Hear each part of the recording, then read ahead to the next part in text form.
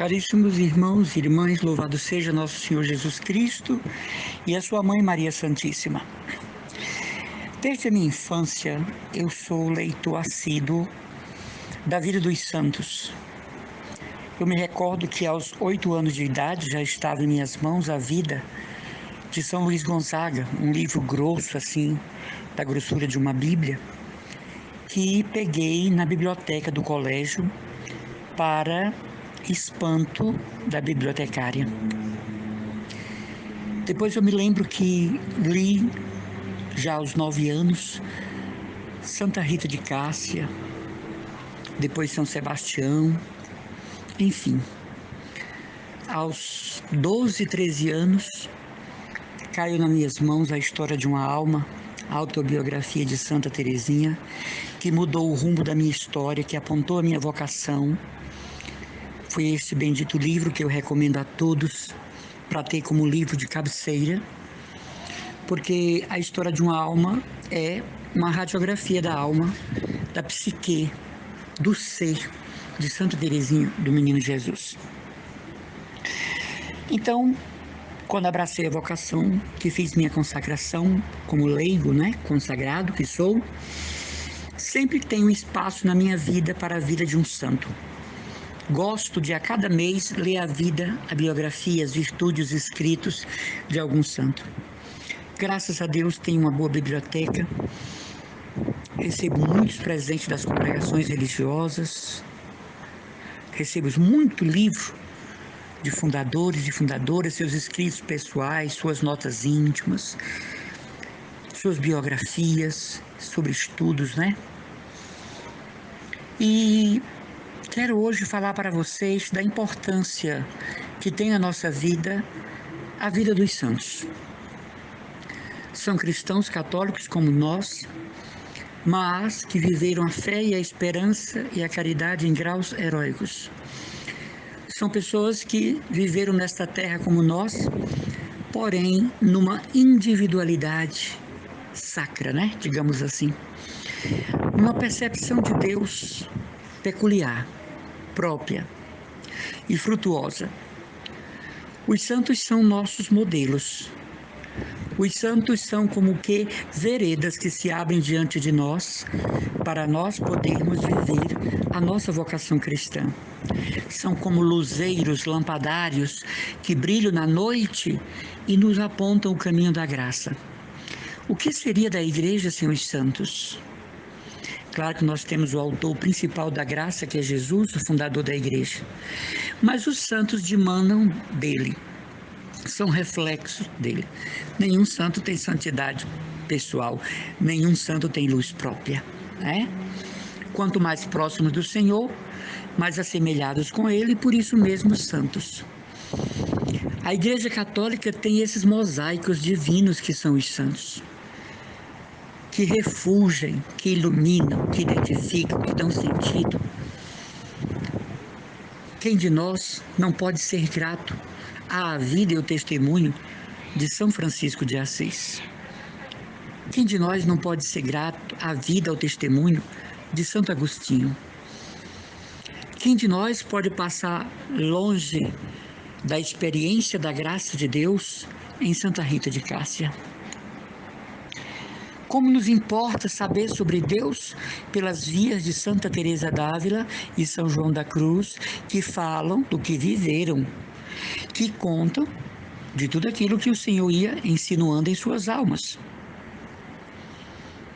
Não teríamos hoje a notícia da bela devoção à Divina Misericórdia se não fora a santidade reluzente de Santa Faustina Kowalska, a Santa Teresinha polonesa, não é?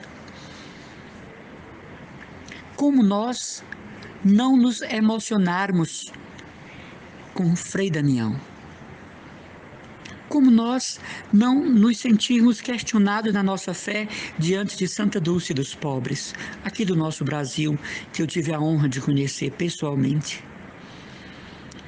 Quem de nós aqui não se sente questionado pelo agir cotidiano da caridade em Santa Teresa de Calcutá? E nós que, a maioria dos brasileiros, tivemos o privilégio de ver com os nossos olhos um santo, São João Paulo II, que revolucionou a história da Igreja em seu pontificado. Como nós podemos não ilustrar a fé de uma bem-aventurada Rosa Gatorno, fundadora das Dignas Irmãs Filhas de Santana e inspiradora dos filhos de Santana? Quem de nós aqui irá dizer que coisa insignificante a vida de Santa Clara? Jamais. A beleza da comunicação sobre Maria de Santa Beatriz da Silva, a santa fundadora das monjas concepcionistas. E por a tarde toda nós iríamos citar, porque é mais fácil contar as estrelas do céu do que os santos da igreja. Porém, meus irmãos, há aqui algo para nós refletirmos. Quando nós lemos a vida de um santo e por ela nos encantamos, nós precisamos tirar delas o que se adequa à nossa personalidade, ao nosso eu, à limitação da nossa personalidade. Eu falo isso porque muitas pessoas, sinceramente empolgadas com a vida dos santos, procuram copiar em tudo a sua vida. Entendamos que os santos, para serem santos, para fazer o que fizerem, para passar o que passaram, receberam uma graça especial, uma graça única, senão não teriam conseguido. Por exemplo, lendo a vida de São Frei Pio de Pietrelcina.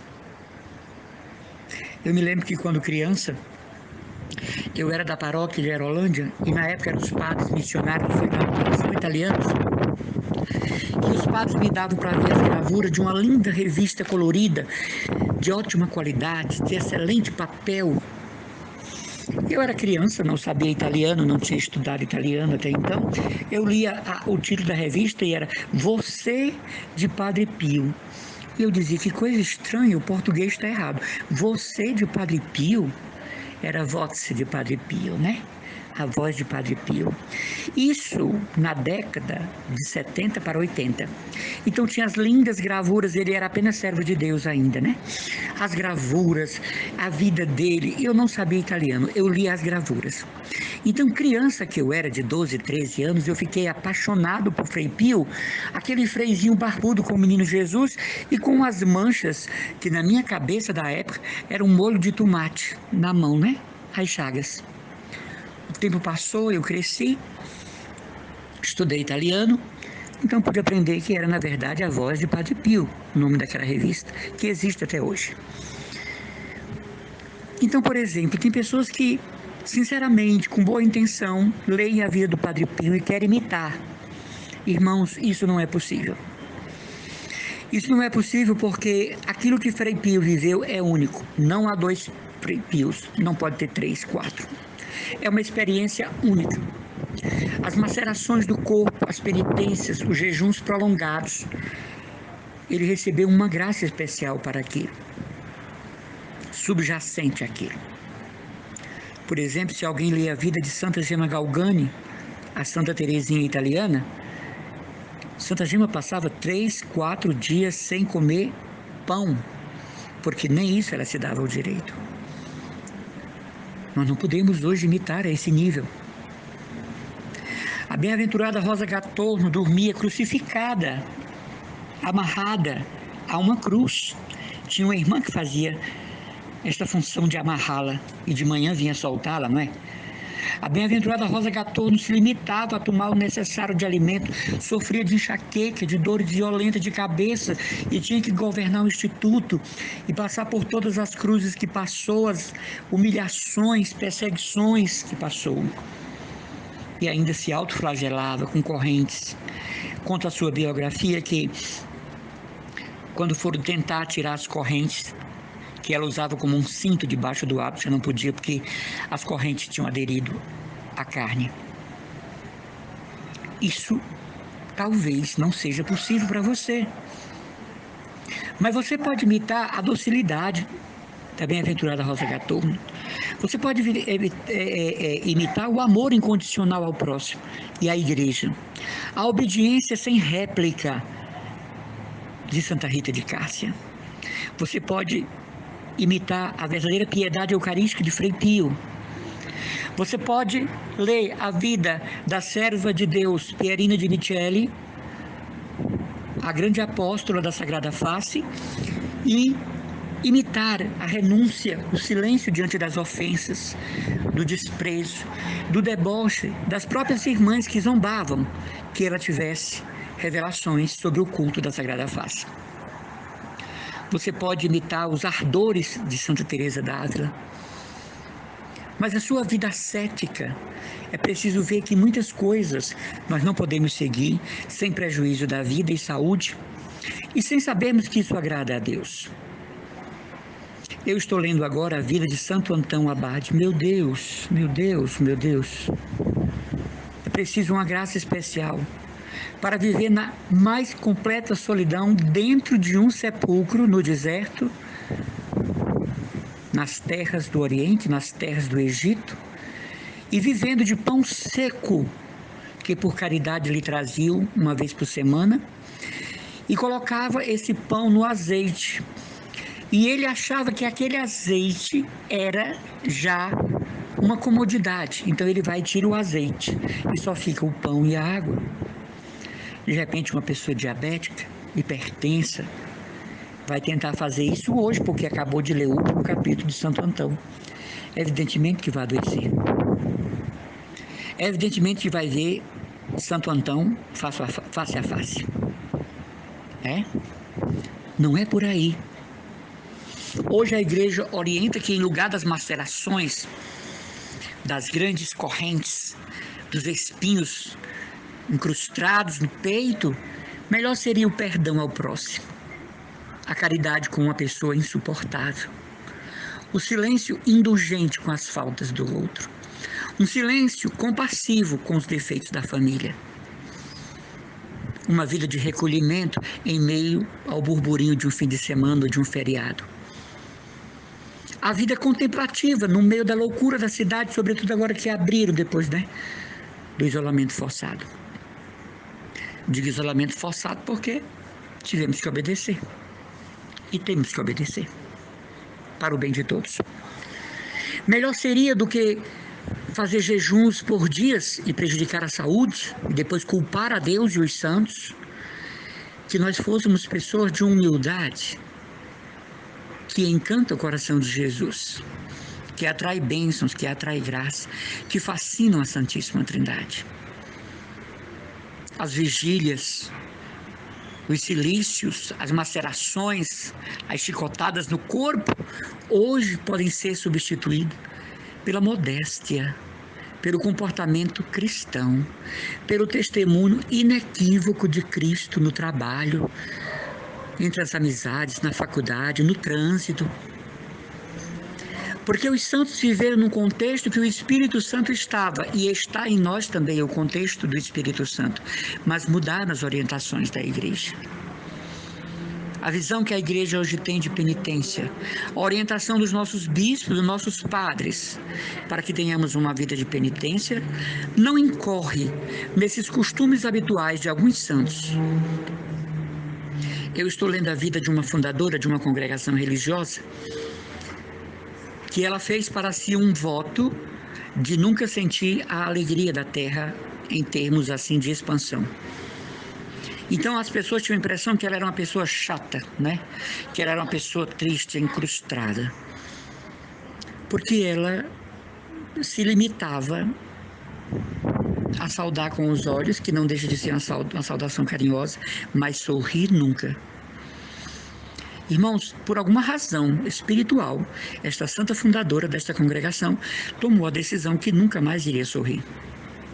Por exemplo, Santa Beatriz, houve tanta confusão por causa da beleza extraordinária dela, ao ponto da rainha trancá-la num baú com ciúme dela e o rei. Foi preciso um tio descobrir e tirar ela do baú. Passou 3 dias dentro do baú, mas graças a Deus, amados que vem para o bem, foi dentro do baú que ela teve a visão da Imaculada Conceição, mandando fundar sua ordem. Mas Santa Beatriz cobriu o rosto para que ninguém mais visse a sua beleza. E conta os seus biógrafos que até o fim a Santa Beatriz usava o véu de contemplativa, de concepcionista, mas tinha um outro véu sobre o rosto, E isso não é lenda, está nas atas do seu processo de beatificação e canonização, até com as irmãs na clausura. Na morte, as irmãs tiraram o véu. Mas por que Santa Beatriz foi chamada a praticar isso? Por que Santa Beatriz foi chamada a cobrir o rosto para que as pessoas não vissem? Essas são coisas que nós não podemos saber, porque verdadeiramente pertence à intimidade do santo com Jesus, do santo com Maria, do santo com a Santíssima Trindade. E aí a gente às vezes quer fazer igual, e não é possível sem prejuízo psicológico, sem prejuízo psíquico, sem prejuízo emocional.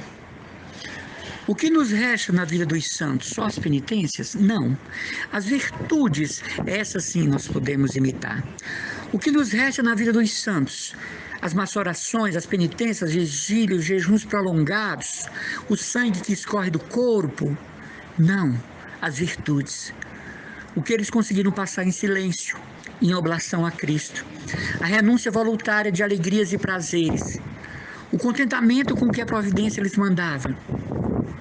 A felicidade em terem se consagrado a Deus, o usufruto da intimidade com Deus, a caridade única de seus atos e palavras, a mortificação da vontade, a renúncia dos gostos e preferências, não é? A educação da sensualidade, a educação da afetividade, a educação da sensibilidade.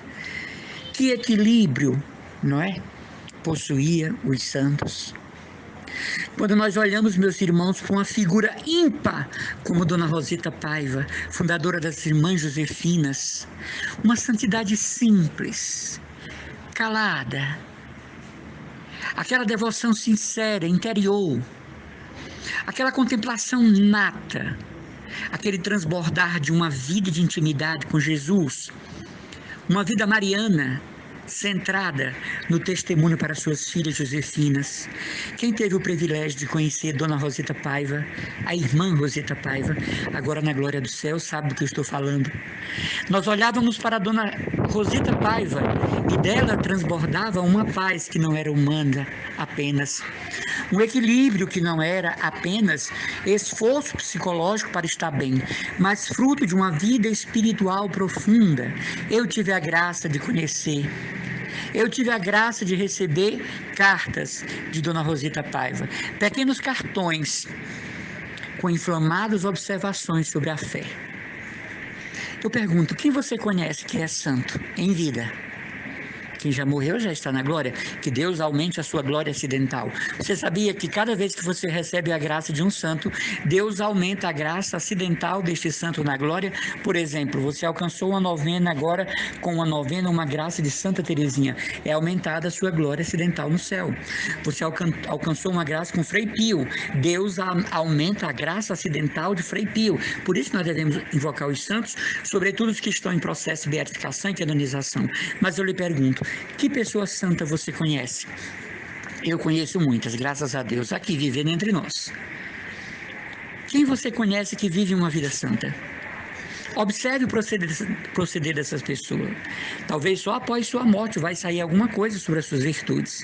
Mas o caminhar agora aqui na Terra, nós já podemos ver. Então, eu gostaria hoje de falar sobre isso. Nós devemos ler a vida dos santos, procurar amar os santos, procurar estudar suas vidas, procurar estudar e analisar suas virtudes, nos identificar.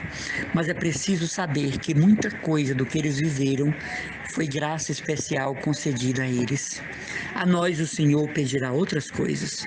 Se Deus lhe pede jejum, Ele vai lhe dar a graça de fazer jejum. Se Deus lhe pede macerações do corpo, Ele vai lhe dar a graça. Se Deus lhe pede vigílias pela madrugada adentro, Ele vai lhe dar a graça. Mas que isso seja uma expressão voluntária de Deus e de você.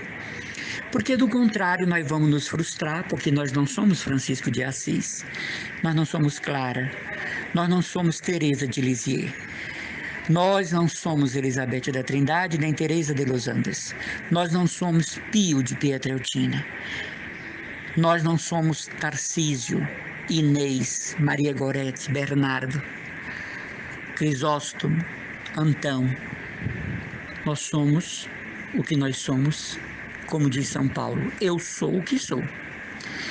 Falo isso, queridos irmãos, numa conversa franca, amiga, né? De amigos, de irmãos, para que a gente não se decepcione ao tentar fazer as mesmas coisas da vida particular e devocional dos santos e depois isso não nos ajudar e depois isso não cooperar para a vida da graça em nós e ao contrário, até tirar nossa saúde, até transtornar a nossa visão de Deus. As macerações, as penitências dos santos são lindas, né? Mas eles receberam uma graça para isso, não tenha dúvida disso. No dia seguinte estavam pessoas normais. Você imaginou Santa Teresa d'Ávila a noite toda acordada em oração e de manhã uma irmã no Carmelo passasse no corredor? Elas não se falam de manhã, claro, mas se de repente uma irmã do Carmelo passasse, bom dia, nossa madre, tá bem? Vá para lá, em nome de Jesus, você me deixa em paz, você está ouvindo? Vá procurar o que fazer, vá fazer o café. Não, Santa Teresa amanhecia. E olha que Santa Teresa ela tem um perrengue, hein? Santa Teresa é uma santa, mas ela tinha umas coisas emocionais daquelas. Mas a doçura, o encanto, a boa educação da madre, né? Santa Teresa é a santa da determinada determinação. Ela dizia: quando eu quero e quero o que quero. A nota é essa. Quando eu quero e quero o que quero. É a determinada determinação da grande Santa do Carmelo de Ávila. Mas ela não saía das vigílias, nem das macerações, importunando as irmãs. Ao contrário, ela era a flor da caridade entre as suas filhas, da descalcez teresiana. Também nosso pai São João da Cruz, homem de penitência profunda. No entanto, o bom doutor Angélico, o doce São João da Cruz. Então, para imitar um santo nessas penitências, nós precisamos ter uma graça pessoal para não adoecermos psicologicamente, para não adoecermos corporalmente e para depois não transtornarmos a vida espiritual, que é tão bela, que só cresce a cada dia, né? Então, quero deixar para vocês a reflexão de hoje: amar os santos, ler suas vidas. Procure encher sua biblioteca da biografia dos santos, mas leia, não é só encher não. E partilhar para as pessoas, mandar para alguém o pensamento de um santo, né? Um trecho. Você tem a história de uma alma, você tem um castelo interior, você tem o caminho de perfeição, você tem as obras completas de São João da Cruz, você tem o diário de Santa Faustina, você tem o livro Em Oblação Permanente com Cristo, da bem-aventurada Salvina Petrilli. Você tem a vida de Santo Antônio, as notas íntimas da bem-aventurada Rosa Gatorno, para dar exemplos. Então, nós católicos devemos amar os santos. Eles são luzeiros da Igreja Católica, representantes vivos da fidelidade do Espírito Santo, porque é o Espírito Santo que os santifica. A Igreja canoniza, mas eles já estão canonizados perante Deus. Então, nunca tenha para com o santo o desprezo, né? O não se importar com isso, porque nós devemos, abaixo de Cristo, Maria e São José, a nossa caminhada ao testemunho dos primeiros mártires da primeira era da igreja, do primeiro século da igreja, e de lá para cá eles vêm puxando, né, uma pleiade de santos, até o momento atual, que verdadeiramente santificam. No futuro, nós vamos ver um monte de processo de beatificação de santos que sofreram nessa pandemia e se ofereceram como hóstias, como vítimas de expiação pela humanidade. Muitas religiosas de vida ativa, muitos religiosos contemplativos, muitos religiosos e religiosas do Carmelo, muitos religiosos e religiosas da ordem franciscana, beneditina, concepcionista, e assim nós passaremos a tarde. No futuro a gente vai ver o processo de beatificação todo dele. Aqui um dia você vai receber o santinho de uma carmelita, de um franciscano, de um beneditino, de uma beneditina, de um leigo, e está aqui, né, na biografia, se ofereceu como vítima no período da pandemia. E até para se oferecer como vítima, só se Deus chamar e se o diretor espiritual, o orientador espiritual, concordar. Né? Ninguém pode se oferecer como vítima em expiação por tal causa sem uma orientação da igreja. Que Deus possa abençoar a todos, um grande abraço. Estamos sentindo que bons ventos estão chegando à Fortaleza. Estamos sentindo que Nossa Senhora está passando, está levando essa pandemia. Profetize isso. Tome posse disso.